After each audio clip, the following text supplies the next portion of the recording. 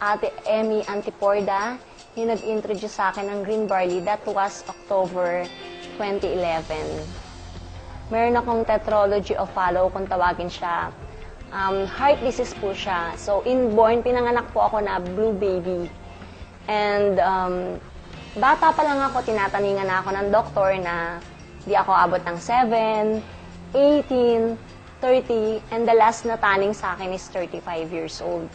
So, dahil po sa sakit ko, ang dami kong tinry na mga product, na mga herbal product para hinahanap ko yung kagalingan dun sa condition ko.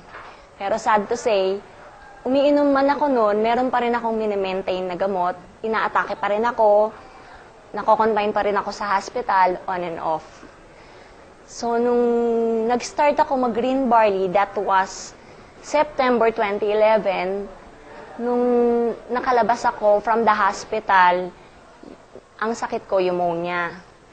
So, may ubo pa ako noon nung paglabas ko sa hospital. Then, nung after na binuksan ko yung isang bote na green barley, 2 days, nag-stop yung ubo ko. Sabi ko, okay to. Mukhang eto na. So, pinagpatuloy ko yung pag-iinom ko ng green barley.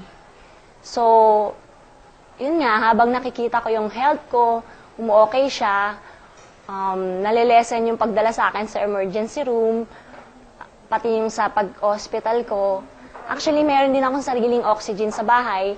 And then, almost everyday ginagamit ko yun, lalo na tuwing summer kasi hirap akong huminga.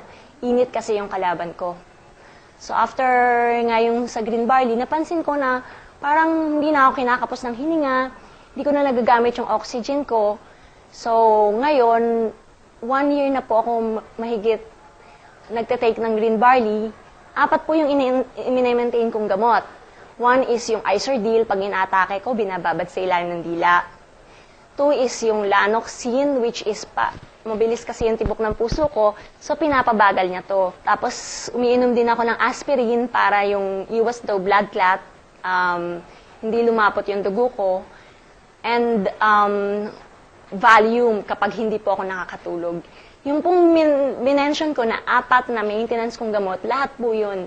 Kahit isa man dun sa kanila, wala na po akong iniinom now. At 1 year ko na rin po hindi nagagamit yung oxygen ko. Sa ngayon, sa pag-inom ko ng green barley, talagang binago nito yung buhay ko. Kasi dati, pumapanik pa lang ako sa hagdanan, hingal na ako.